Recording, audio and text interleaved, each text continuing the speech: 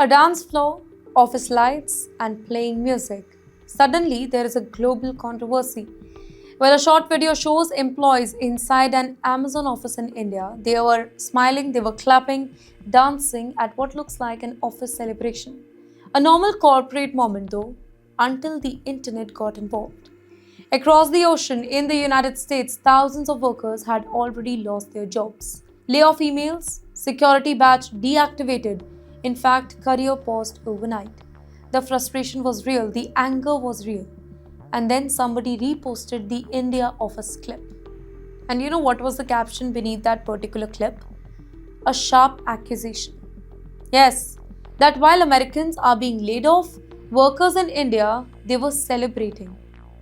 Well, the narrative spread quickly: offshoring, job replacement, American jobs being shipped overseas. The outrage machine had found the fuel. And here's the full picture. In January, Amazon announced major global job cuts. At least 16,000 roles worldwide. And you know what was the explanation here? They were reconstructing, they were reducing the bureaucracy, they were streamlining the leadership layers. Well, this followed thousands of additional cuts already made. And yes, many of those layoffs hit the US workforce really hard.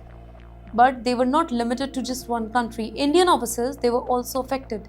Thousands of employees, they lost their roles. Now that detail really appeared in any viral post. Instead, the dancing clip, it became symbolic. In fact, to some online commentators, particularly voices aligned with MAGA movement, it was framed as a proof of replacement. They argued that American talent, they were being pushed out.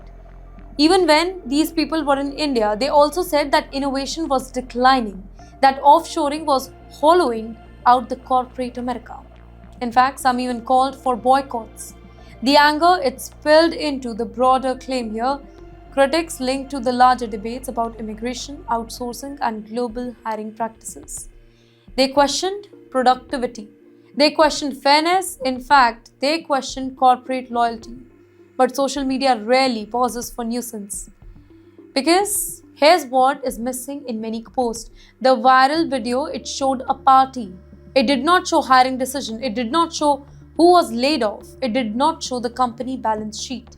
It showed a moment. And that moment was placed inside a bigger emotional storm. Layoffs hurt. In any country, when thousands lose jobs, emotions rise. And when companies operate globally with teams in Seattle, Bengaluru, New York, Hyderabad, the optics can become explosive. Well, this is not the very first time when the US firm has been facing this backlash over hiring in India. Major corporations have previously been targeted online over similar claims. But this time, the anger, it focused not on Indians who are working in America, but on Indians working inside India itself. And that shift is telling. You tell me, what are you really seeing here? Well, I see a company reconstructing across markets, a workforce spreading across continents, and a social media clip that is becoming a lightning rod. In a global economy, job move. They do. Teams collaborate across borders, corporations operate internationally, but emotions remain local. Well, for many Americans who lost their jobs, the pain is personal. For many Indian employees, that dance may have been just another office event. Two realities colliding online, and that is the power and danger of a viral moment. A 20-second clip, it can spark international outrage. And surprisingly, without any context, without any balance, and without the full story.